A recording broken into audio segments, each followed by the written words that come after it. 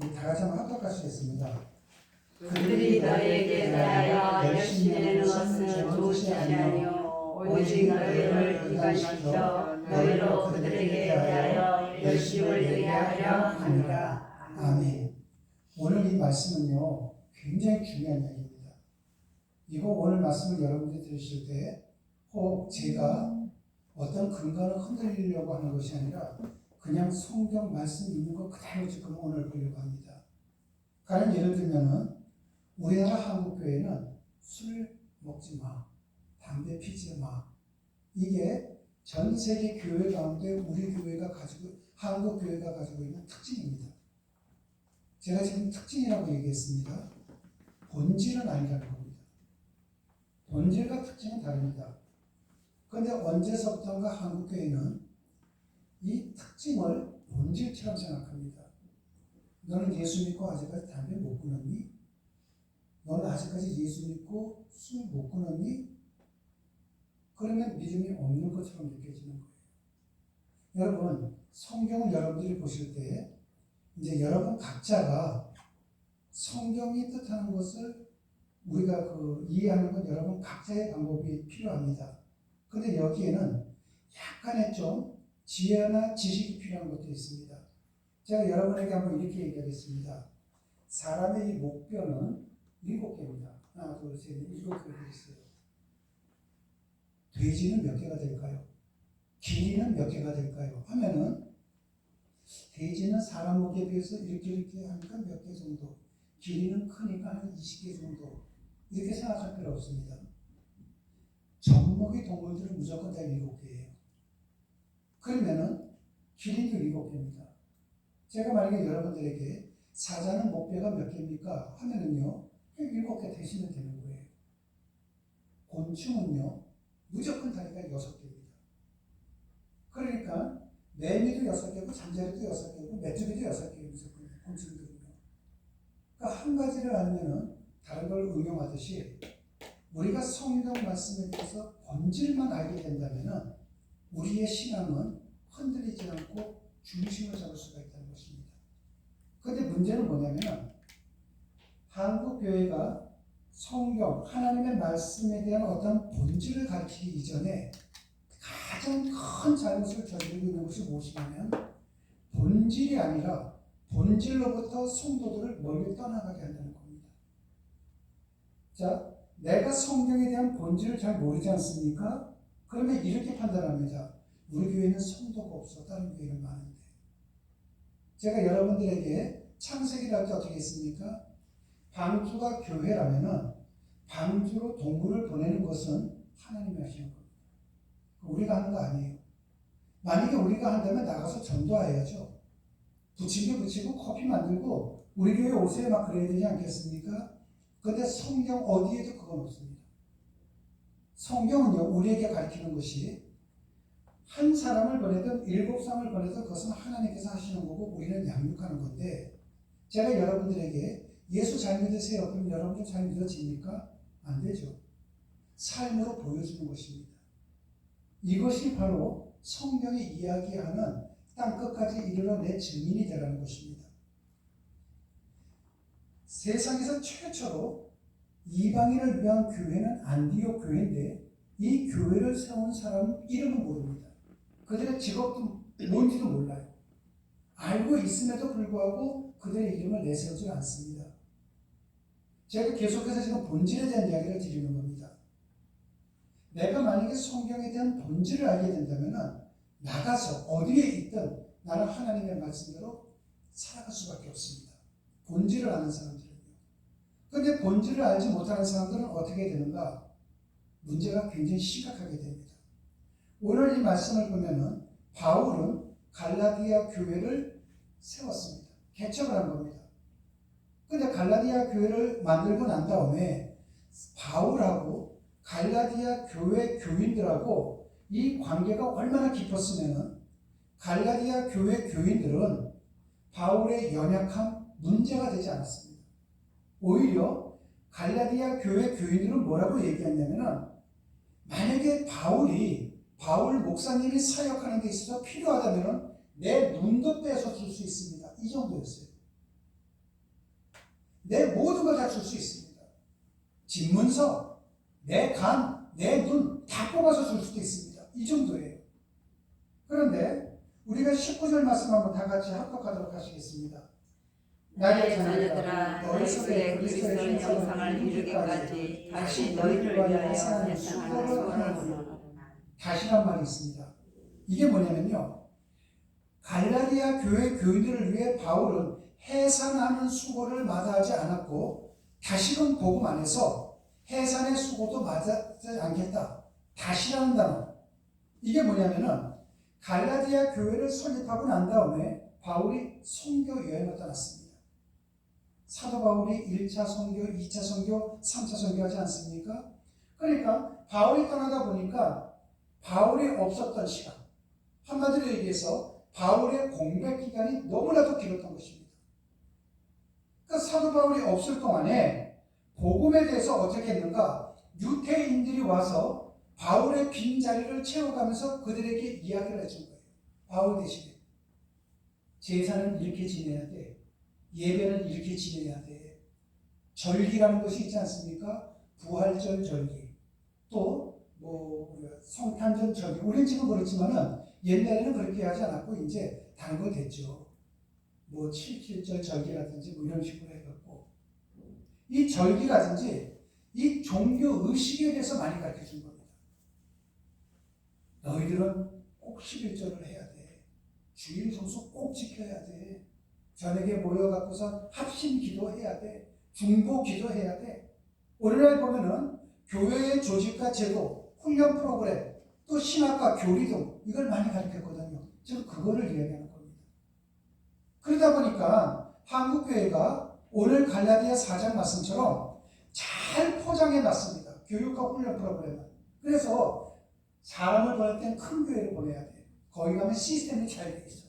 연세 드신 분들은 연세 드신 분대로, 아이들은 아이들대로, 청년들은 청년대로, 부부는 부부끼리. 그러다 보니까 그 교회가 결속력은 좋아집니다. 흔들리지 않고요. 문제는 뭡니까? 본질이 안 들어가는 거예요. 본질이 안 들어가다 보니까 이들이 집사님 우리 언제 한번 같이 여행 가볼까? 이러면 잘해요. 우리 애들 이렇게 하니까 참 좋은 것 같아요. 근데 문제는 뭐냐면은 본질이 안 들어가는 거예요. 오늘 아까 17절 말씀처럼 그들이 너희에게 대하여 열심내는 것은 좋은 뜻이 아니다. 지금 저희가 갈라디아서 4장 1절에서 20절까지 이거 보는 거예요. 지금 앞에 건 우리가 봉독하고 합독하지 않았기 때문에 제가 지금 설명으로 대신하는 겁니다. 갈라디아 교인들을 위해서 그들을 향해서 물질과 시간, 가르침으로 열심을 냈던 이들의 목표가 무엇이겠습니까? 갈라디아 교인들에게 많은 가르침을 주었던 이들의 궁극적인 목적은 교인들이 예수님이 아니라 나를 따르라는 것입니다. 이게 가장 큰 문제예요. 그러니까 교회 안에서도 예수님의 말씀을 가르치는 것처럼 교묘하게 하지만은 성도들의 예수님을 따르는 것이 아니라 담임 목사를 따르게끔 만들었다는 거예요. 이 당시에는. 목적이 그거였다는 것입니다. 그러다 보니까 작은 교회든 큰 교회든 목사님은 그 교회에서 대통령이고 천하무적이 되는 것입니다. 이런 설교 자체를 못하게 만들었어요. 여러분들 각자 한번 생각을 해보십시오. 여러분들이 예배당에 나오실 때에 정말 예수님과 나와의 만남 속에서 나오는 분들도 계실 것입니다.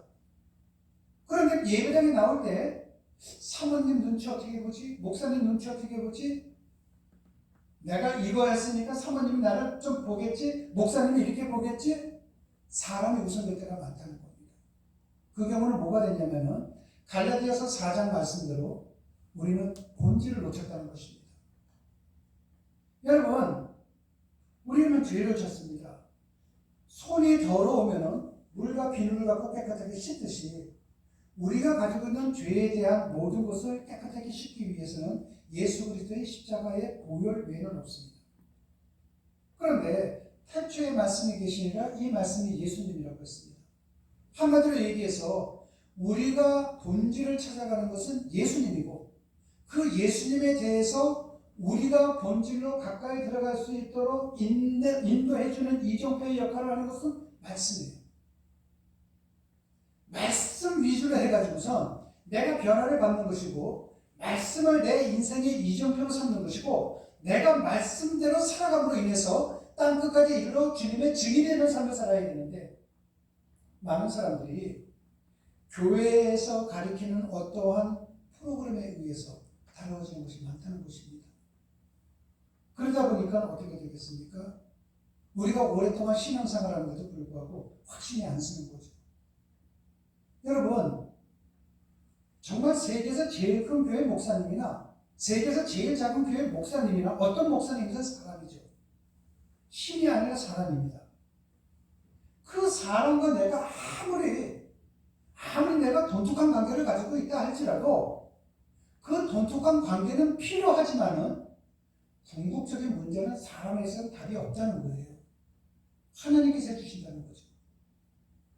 그렇기 때문에 우리가 사랑하는 자녀들이 있다고 쳐보십시오. 이 자녀를 하나님 앞에 맡기는 거 굉장히 중요합니다. 그런데 어떠한 소문난 사람, 인기 있는 사람으로 가서 안수 한번 받는 것을 더 크게 생각하는 것이 오늘날 우리 한국교회의 문제라는 거예요. 지금 갈라디아서 4장 1절에서 20절은 이것을 지금 신랄하게 지금 비판하고 있는 것입니다. 본질에 대해서 알라는 겁니다. 만약에 여러분들이 내가 지금 하나님을 믿고 이렇게 가고 있는데 가장 본질에서 멀어지는 분들이 어떤 분들이냐면 내가 지금 호흡을 합니다. 들숨 날숨을 합니다. 숨을 내가 내뱉었다가 들이키고 계속하면 살아있죠. 내가 살아있는 분들의 공통점 가운데에서 본질이 아니라 내가 어떤 교회 교육 프로그램이라든지 하다 보면은 자기 중심적이 되다 보니까 그런 분들은 죽음이 안 들어오고요. 왜? 죽음은 지금 당장 내 문제가 아니기 때문에. 정말 믿음이 좋아서 죽음이 안 들어온 것이 아니라 죽음 나랑은 상관없는 문제처럼 생각하는 거예요. 그분들은요. 그러니까 천국과 지옥 와닿지가 않는 거죠. 그런데 하나님의 말씀을 내가 정말 본질로 받아들여 갖고서 그 말씀을 내가 믿고 말씀대로 살아가는 사람은 항상 죽음이 두렵습니다. 내가 죽음이 두렵기 때문에 생명의 근원 되시는 예수 그리스도를 붙잡는 거예요. 그런데 죽음이 안 두려운 사람들은 예수 그리스도를 붙잡는 것이 아니라 내일 당장 내가 어떻게 즐거운 시간을 보내지? 오늘 저녁에 내가 어떤 즐거운 시간을 보내지? 온통 자기 중심적이 된다는 겁니다. 내가 만약에 죽음을 두려워해서 생명의 근원 되시는 예수 그리스도를 붙잡고 살아가는 사람들을 보십시오. 나는 언제든지 죽을 수 있다는 어떤 공포심을 얘기하는 건 아닙니다. 두려운 마음을 갖는 사람이 있다면 그 사람이 사기짓 하겠습니까? 도둑질 하겠습니까? 못된 짓 하겠습니까? 못하는 거죠. 그런데 죽음은 나랑은 상관이 없어.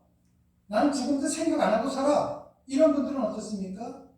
이게 나쁜 일이든 좋은 일이든 생각 안 해요. 당장 나한테 이득이 되면 하는 거죠. 이러한 삶을 살아가게 되는 겁니다. 그래서 우리 교회가 가급적이면은 설교를 주일날 설교를 들을 때에도 했던 것 또 하는 것 같지만은 반복해서 순서껏 계속 나가는 이유가 뭔지 아십니까? 안재범 목사는 여러분들의 삶의 책임을 못 져줍니다. 하지만은 안재범 목사가 전하는 하나님의 말씀은 여러분들을 책임져 줄 수가 있어요. 그런데 여기에는 반드시 조건부가 있습니다. 제가 전해드리는 하나님의 말씀이 여러분의 모든 것을 책임져 주는 조건부가 뭔가? 그대로 살라는 겁니다. 삶으로 보여주라는 겁니다.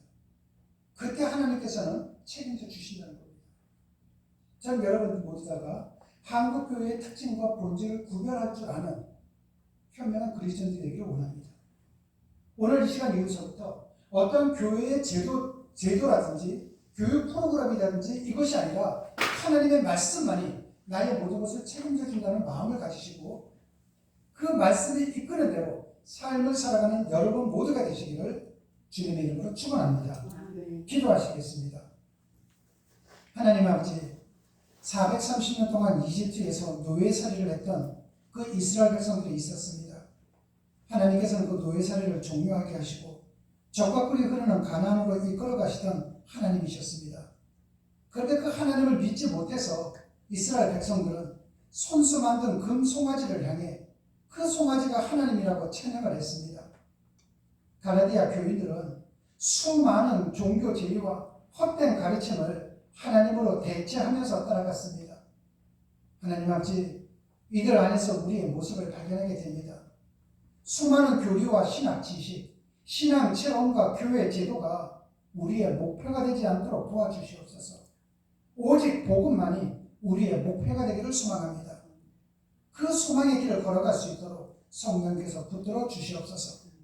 주님 고맙습니다. 예수님 이름으로 기도드렸습니다. 아멘.